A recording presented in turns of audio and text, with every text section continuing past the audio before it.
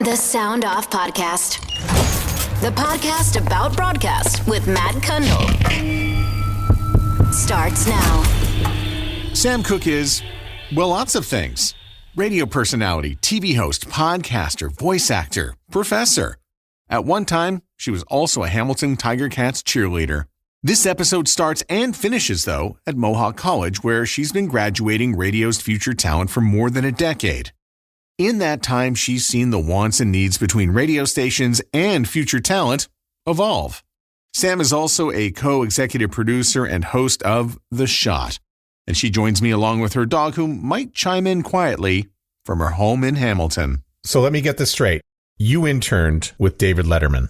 That is 100% accurate. How did this happen? The story is amazing. It was just pure passion and pure getting out there and banging on doors. So what had happened was I knew I needed to do an internship for my third year of television broadcasting at Mohawk College. And everybody was saying, well, I'm going to C8CH in Hamilton. I'm going to Cable 14. And I thought, well, there's nothing left for me. And I had done a lot of volunteering at Much Music and City TV. And I thought, I want to do something. I just don't know what it is. And one night I was watching The Late Show with David Letterman and thought, that's where I want to go. So I started getting a hold of the person that's in charge of hiring the interns at The Late Show with David Letterman. And I kept getting told, no, you're Canadian. We don't have Canadians here. And it was extremely frustrating. So what I decided to do was every month, I decided to send them a resume, not through the email, through like the mail. And every single month I would do a unique resume, whatever, I'd make it really creative. And finally, after months and months of trying, they called and they just said, hey, if you can make it here in 48 hours, we will grant you an interview. And I went, okay, got on the train, got to New York City, had an interview. I was one of 900 and ended up getting the internship. So it was pure going out there and pushing to sell myself, to say, hey, I can do this, not giving up. And that's really how it all started. So they said, we don't take Canadians yet, Paul Schaefer. Exactly. Well, I think the reason, I did ask why they don't accept Canadians. And the reason is because a lot of times they were using interns in their skits. But they could never use me in a skit because I was down there and I couldn't get paid as Canadian. So that part was a pain. And I did do a lot of stuff backstage and I did a lot of stuff with the audience. I just couldn't be in any of the skits that they had. And just to be clear, this was at CBS. Yeah, I was Ed Sullivan Building, CBS. Yeah. So did you get to meet David Letterman? So I did. My first experience with Dave was because it was something that I did wrong because I didn't know the rules. And before Dave does a show, he, has his little ritual that he did. And, and when he was getting ready to do his show, you would kind of have to step back and let him walk by. And everybody knew, like, Dave's in the zone, don't bug him. And of course, there's me. Hi, Dave, I'm Sam, your intern from Canada. And they were just like, what are you doing? So got in a bit of trouble and was told never do that again. And that was my first experience. He was great, though. I mean, he was great. He was cool. He kind of smiled and went along his way. But, I learned the rules really fast of TV in New York City. What about some of the other people who are on the set there? Now, I've seen David Letterman at NBC, and I saw him at CBS. Some of the other characters like Larry Bud Melman or Biff. Yeah, Biff was there. Oh, I can't remember his name now. How horrible is that? He had the little cafe next door. I can't believe I can't remember his name right now. But we would go into that cafe all the time. And there was a lot of amazing characters. I met Howard Stern, because he was just hanging out there on set. Ray Romano, I was in the elevator with Ray a bunch of times because he was just, I guess, starting his show, Everybody Loves Raymond. And it was part of the Worldwide Pants, David Letterman's organization. So I did meet a ton of people just hanging out, like coming to see Dave. And, I would answer the phone sometimes and, it would be a celebrity on the other end. Richard Simmons comes to mind. Tony Danza comes to mind. And in fact, I have a really good Tony Danza story for you. I was answering the phone one day and, I said, hey, Late Show. And he's like, oh, hey, it's Tony Danza for Dave. And I went, hey, it's Samantha. And he went, okay. And I'm like, no, it's Samantha. And he went, okay. And I went, okay, hold on, I'll transfer you to Dave. And then I hung up on him. So we called back again, and I'm like, hey, Tony, it's Samantha. And I thought it was hilarious. And he was not amused. And then I hung up on him again for a second time. And then the third time he called back and he's like, Samantha. And I'm like, that's all I wanted. Click. And I put him through to Dave, and I'm like, all right, we're good. So yeah, it was really cool. He was mad at me, but I got him to say my name. So, and that's a Who's a Boss reference if nobody knows. If you're, old like me, you'll understand. If you're, you have to go look that up. Notoriously, his studio is kept at 60 degrees. Freezing cold, tape days, winter jackets, sweating hot outside, winter jackets for everybody. And do you know why they do that? Well, I was going to ask, you as a TV performer, can you relate to why it's done? Yeah, it's one of the reasons, because I asked, why is it friggin' freezing? Like, we got to pay the bills here. What's going on? And they do it to keep the audience awake. Because when you're hot, you're like, want to close your eyes, you want to relax. But when it's cold, you're like, yeah, let's keep warm by clapping. So yeah, that's one of the reasons. It really helps the audience stay awake and helps the equipment and all the staff who are moving around so fast behind the scenes to get ready, to keep them cool. So there's a lot of reasons to keep the studio cold. Well, you're off to a terrible start. That's a very shitty internship. I don't know where you go from here. Right. Best time of my life. It was the best time of my life. I have so many amazing stories from working there. I could literally do a whole podcast on just talking about my experiences there.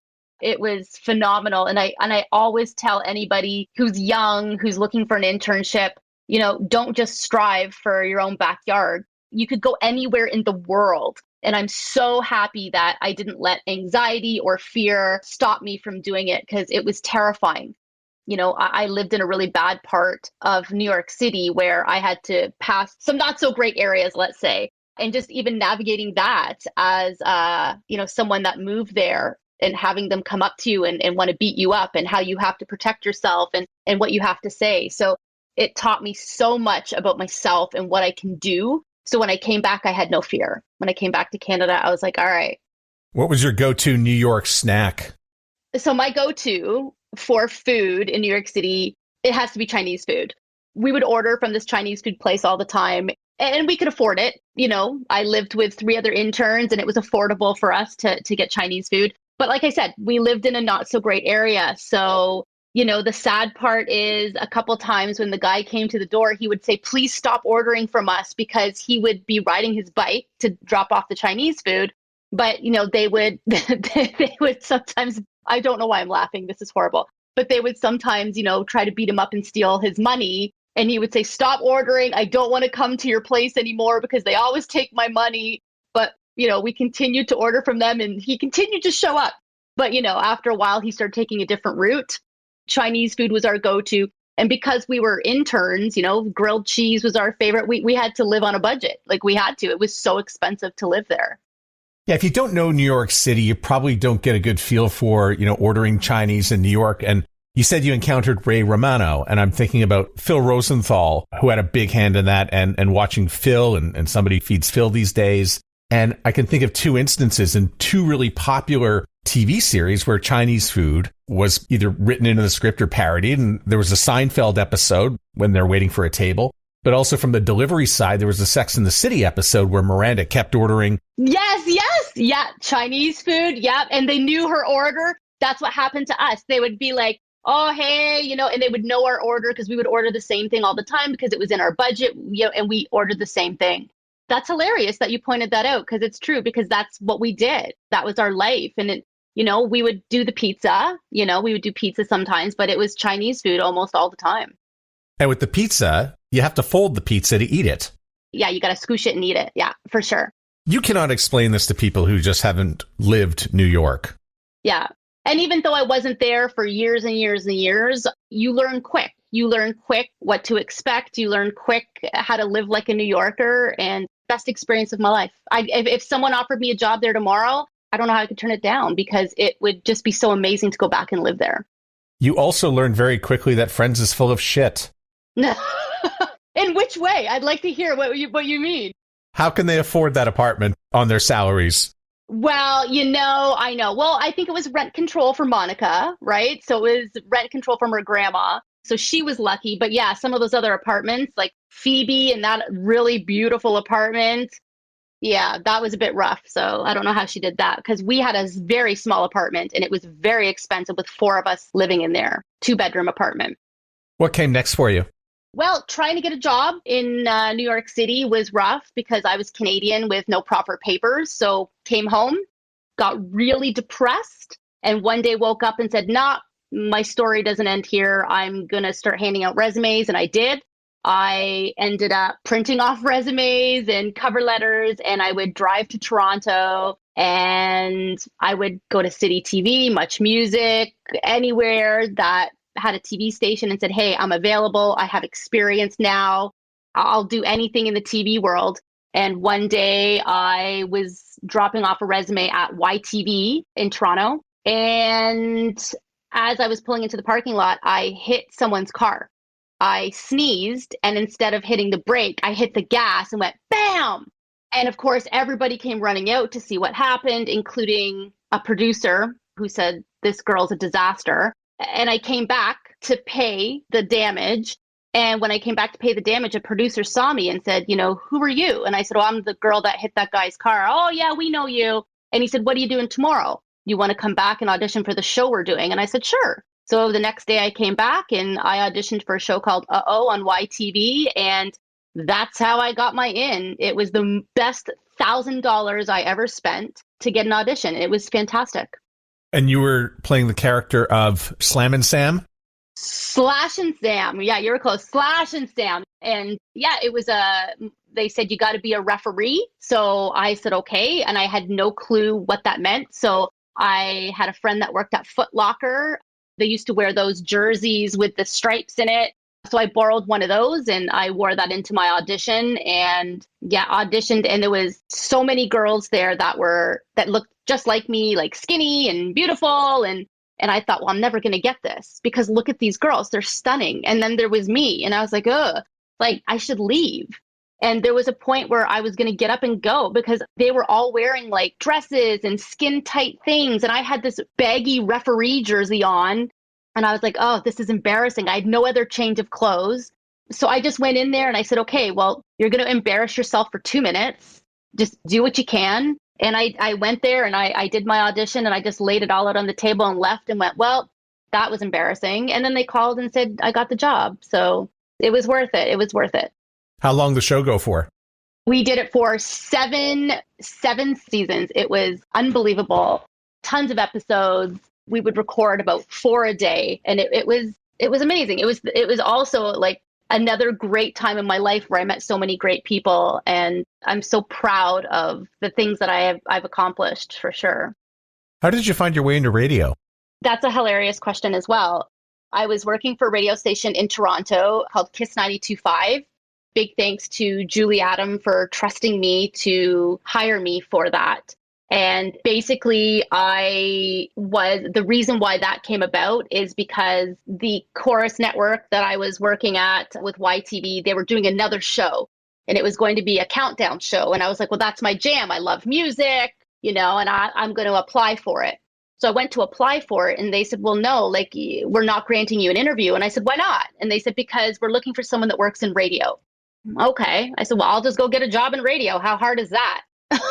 So I went home and I did up some resumes and I just sent them all out and I get this call from Julie Adam in Toronto who calls me in and says, what's your experience in radio? And I said, well, I had some with Energy 108, doing some stuff with their morning show with Tom Allen and the morning show. And that was it for my radio experience. And she said, okay, well, we're going to put you on air tomorrow night, overnight. Let's see how you do. I said, okay. She goes, do you have audio board experience? I said, I do.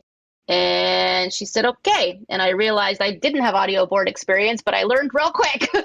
And so, I ended up doing an overnight shift and she hired me to do overnights full time. And that's how it all started. Then I went back to say, hey, I got a job in radio. And they're like, yeah, it's too late now. We hired someone, but thanks. Is that the countdown show that was hosted by Nicholas Pickles? No, that was the one that was hosted by Mad Dog. I can't remember what it was called. I think it was called Chart Attack or something like that. Yeah, he ended up getting the job for that.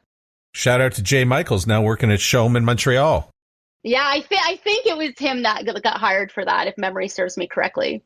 What role did radio really have in your career overall? Because you do so much. By the way, you touch every single base in media, because you touch voiceover, you touch television, you touch YouTube, you touch podcast. And this is kind of why I wanted to have you on. But in terms of the pie, where does radio fit into the pie in the scope of your career? I think radio was a really important part of my career. The reason why I loved that is TV was great. Working behind the scenes was great. But I realized really quickly that what I loved was communicating with people one-on-one. And I feel like radio did that. And I didn't realize the impact that radio had on the people listening. And doing that overnight shift, I was getting a lot of, shift workers calling in and chatting with me and telling me happy stories and sad stories. And I thought, this is just amazing. And they were listening to what you were saying, and they would remember something that you said weeks and months ago. And I just thought it was a really great job. And then going out there and meeting the listeners. And I thought, this is unbelievable. I get to talk, I get to meet amazing people, and I get to listen to music for a living. And that's how my radio career started. I just had such a passion for it. So it was amazing because I could do radio overnight and I could do TV during the day. So it was great for me. And when you saw Howard Stern, was radio at the front of your mind? Were you considering it? Were you listening to Z100 in New York? Oh, yeah. I mean, I was doing that. Yeah, absolutely. But it was not on my radar when I ran into Howard a few times, while living in New York. Wasn't even a thought. It was basically just when that job came up and they said, we're looking for someone in radio. I went, okay, well, I want this job, so I'm going to go get a job in radio. And really, that's kind of how that happened. So you're doing the television, you get multiple takes.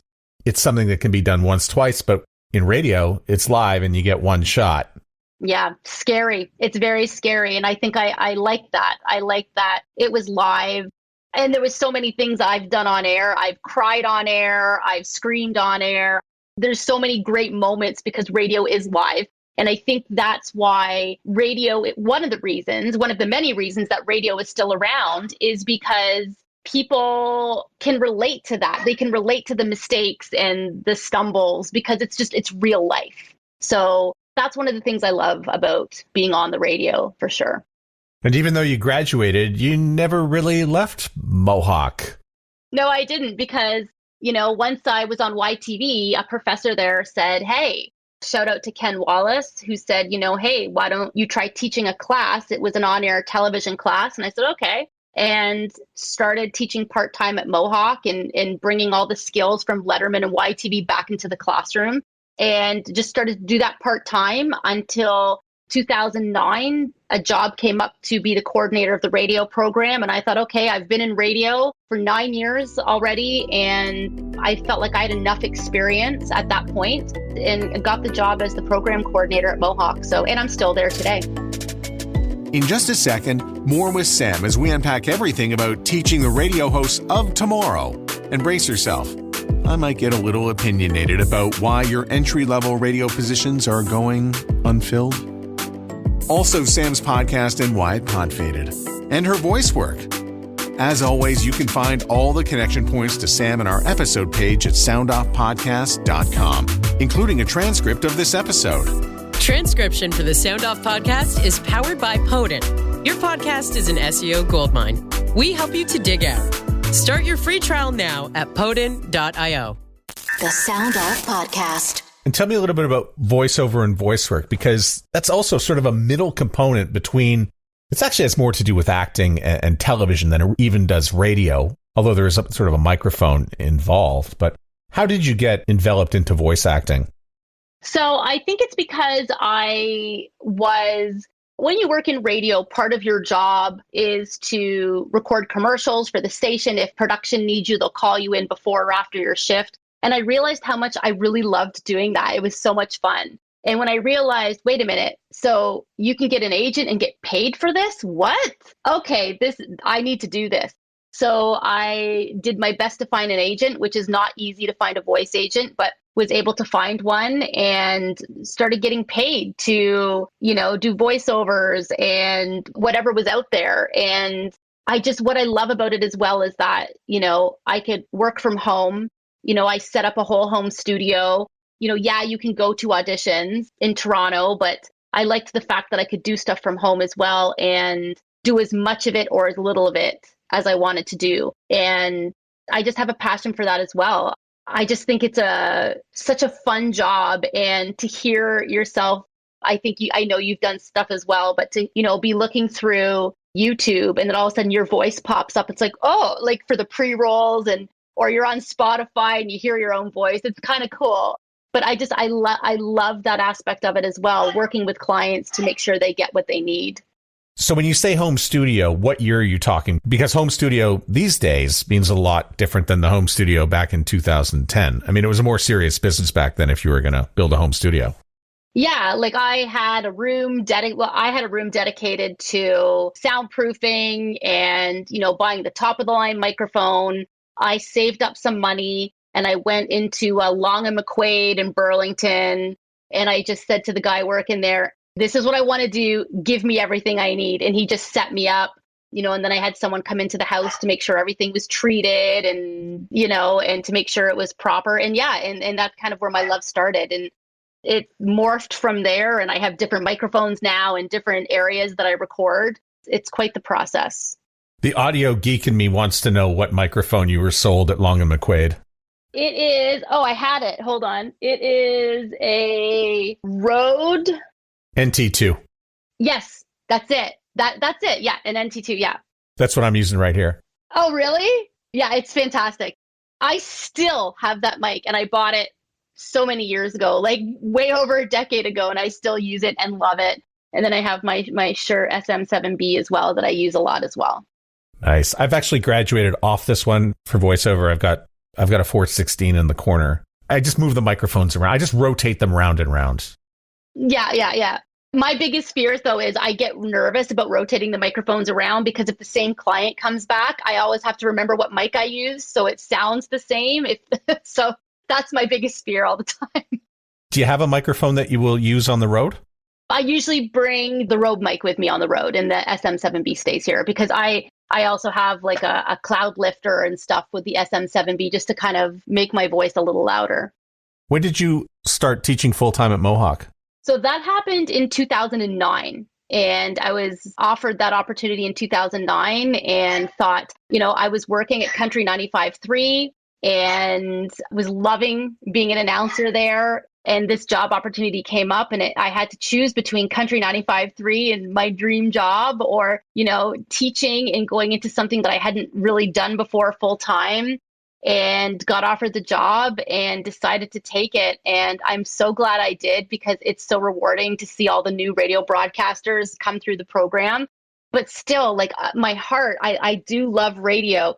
And there's been a few occasions throughout the years where I've been offered the chance to go back and work in radio. But I do love teaching too. So it's really hard. So maybe one day I'll find like a part-time job in radio and be able to keep working at Mohawk as well. So this is going to be a complicated question because you go back to 2009 when you started and, we're covering a little bit more than a decade of turning out radio students. And you can also reference social media in this as well and digital content. But I feel in 2009, you were teaching people for radio and today you're teaching people to do something way more than radio. So how has the program and the curriculum evolved? Well, that's a great question.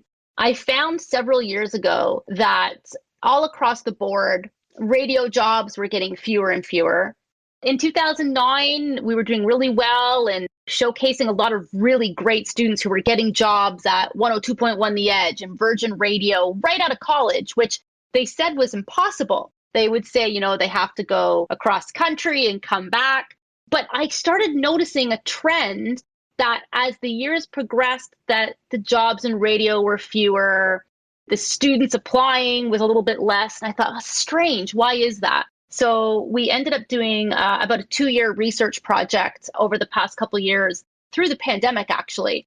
It was very, very comprehensive. We were talking to people across Canada, in the States, talking to former students and faculty, industry, and saying, what do you guys need? You tell me what you need, and then we'll make it happen. And it turned out that they said, we need students that are so good at social media that it's part of their job, not just an addition to, it is the job. So you're on air and you're able to do social media. So the research showed that that's what the industry is looking for. So we went ahead and we spent a long time making the changes through the pandemic. And now we are offering a new program, or an updated, refreshed program, if you will. It's now called Radio and Creative Content. And I'll be honest with you, and this is kind of the first time I'm saying this out loud, but I was so nervous because other colleges had been taking applicants since October of 2021. And we still weren't finished the program yet. And when it finally got approved by the ministry and the title was approved, and we went live on January 17th of 2022, I was like, well, no one's going to want to take this program now because nobody really knows we exist. And every other radio program at every other college has been looking for applicants for months now. Well, it turns out just a couple weeks ago, we actually are full. We have all of our applicants, and I was so excited and shocked because I thought maybe 10 people would apply, because I'm like, nobody knows about it. But to see that we are a full program and that people are excited about it, it is a huge deal. And I'm also noticing too that in the past 6 months alone, I have received more job applications for people to work in radio than I have since 2009, taking over that position. There are jobs out there, and full-time jobs that you can get a full-time pay for. And this is exciting to see. And my hope is that upward trend will continue. I know some people will laugh and be like, okay, Sam, but this is what I'm seeing. And I'm seeing that upward trend of, I think, program directors looking for, you don't have to have necessarily experience anymore, but you have to be able to know radio, know social media, and they're looking for the next star. And if that means hiring someone out of college to be that star that has a following and, maybe has 500,000 followers on TikTok, they want that. They want an instant star for their station. So I think things are going to change over the next 5 to 10 years. And this is my hope. Yeah, so I'm seeing sort of a bit of an unintended consequence from the research that you've done and from a lot of what the radio schools have done. They've all gone and upgraded their curriculum at the request of radio. But I hear radio programmers still complaining that they can't find people, and I think I know why. And it's because the radio schools have upgraded their programs with the social and the content, and now you can podcast and now you can do all this, that the students are leaving and picking up higher paid jobs from other companies, corporate companies who are looking for this exact person with these exact skills. And radio will pay at the lower end, only need about 1/4 of those skills, and that's all we really need. Meanwhile, there are big companies who will hire these people for 100% of these skills at twice the price. Are you seeing the same thing? Yeah, so I would say I have to agree with that. One of my personal reasons, plus I thought, okay, my personal reasons and with the research showed that my main goal is, yes, I want to teach radio. That is 100% what I want to do. I'm not selling out radio for social media. I want to teach both.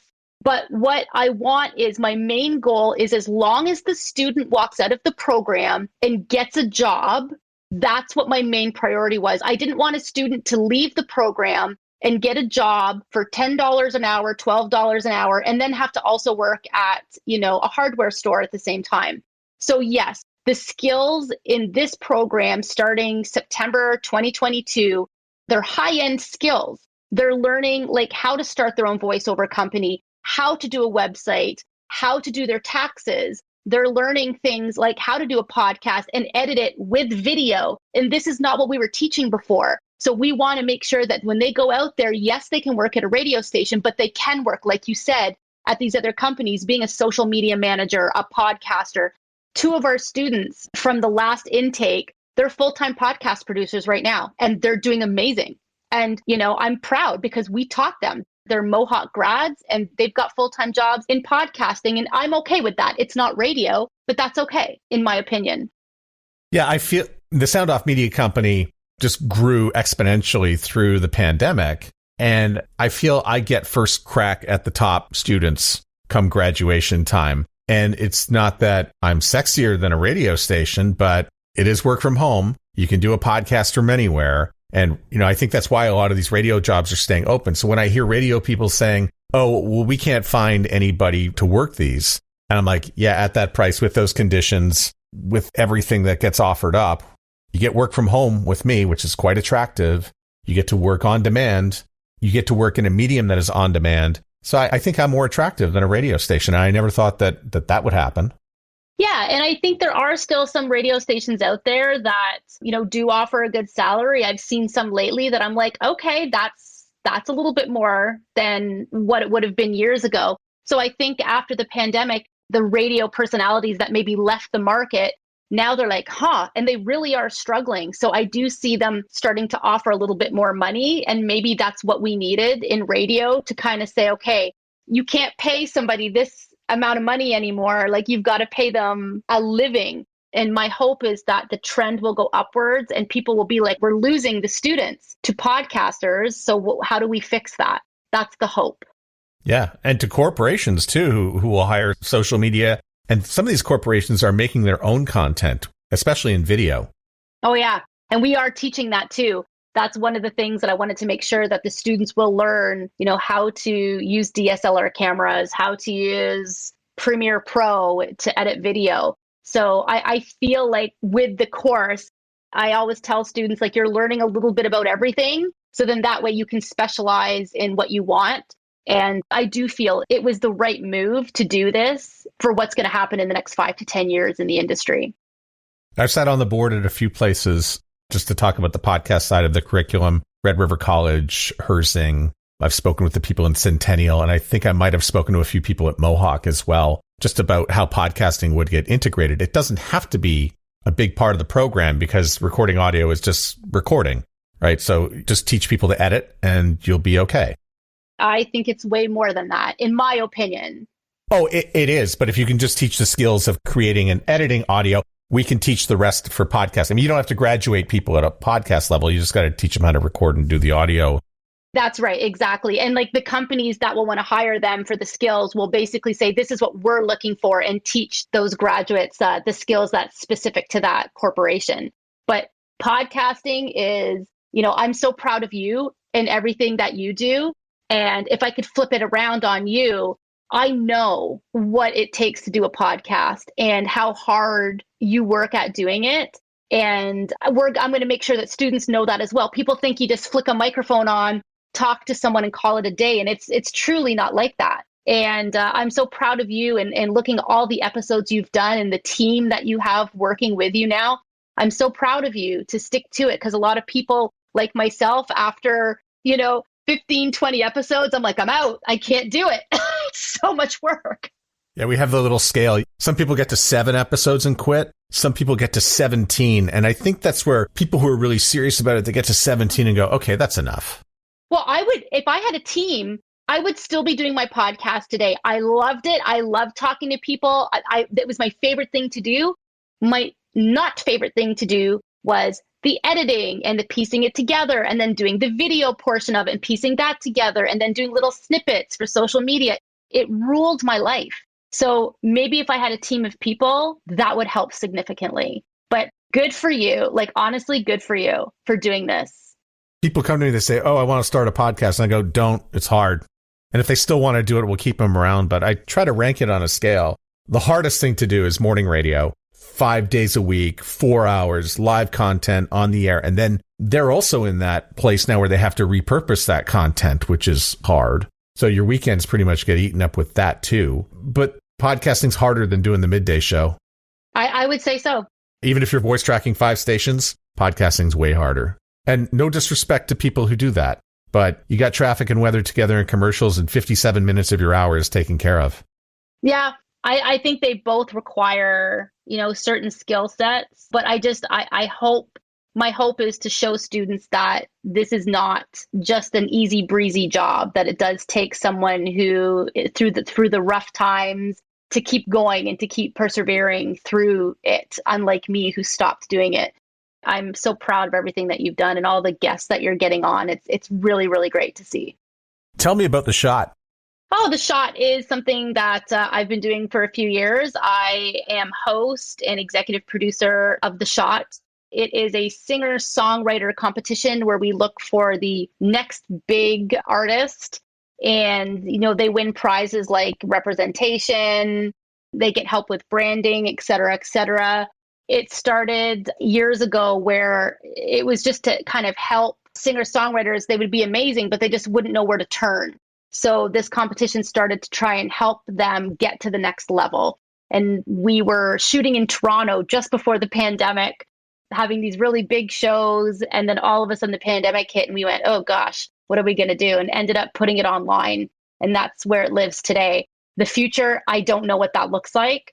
But we did pretty well through the pandemic and having, The Shot Canada, then The Shot Canada versus USA, and having different winners from all over North America it was just such a cool thing to be a part of. You've got TV and radio experience. You've got podcast experience. If you were to land on one platform tomorrow and I would say, okay, Sam, you can only pick one. What would you pick? What would you do for a show? And where would the show reside? I would love to do a show in New York City. I would love to do a type of talk show, interview show, and it would be like a cross between maybe like an Ellen show versus like a Drew Barrymore show. That's something that I think I would really love to do. That would be, if you said I could do anything, that's what I would do. I'd move myself there and start a show like that. That would be the dream, really, truly. In an era where nobody has to move, you should move to New York. You'll have the best guests. Right? I know. I mean, absolutely. So that is the dream, but I don't know if it's going to happen. I have family here who needs me, a mom who's in long-term care with dementia, and it's really hard to think about, leaving her. So that's kind of where my priorities lie right now. Tell me something your students have taught you. Patience. Not everybody lives the same way as you do. People come from different backgrounds. They all have their different struggles. And just because they're younger than you doesn't mean that their problems aren't as significant. I've seen some students go through a lot at such a young age. And I'm like, wow. So they teach me patience and understanding. I get emotional thinking about it because just when you think you're having a bad day and a student tells you, this happened to me, you're like, wow, and then it puts things into perspective. So it's not all about me. It's not, it's not the Sam show. It's, we're a family. I think I've made sure that the students know when you walk into my classroom, the first thing I say is, if I catch you bullying anybody, no matter who they like, who they love, what they do, anything, where they come from, one little ounce of bullying and you're out of this course, out of this program, out of this school.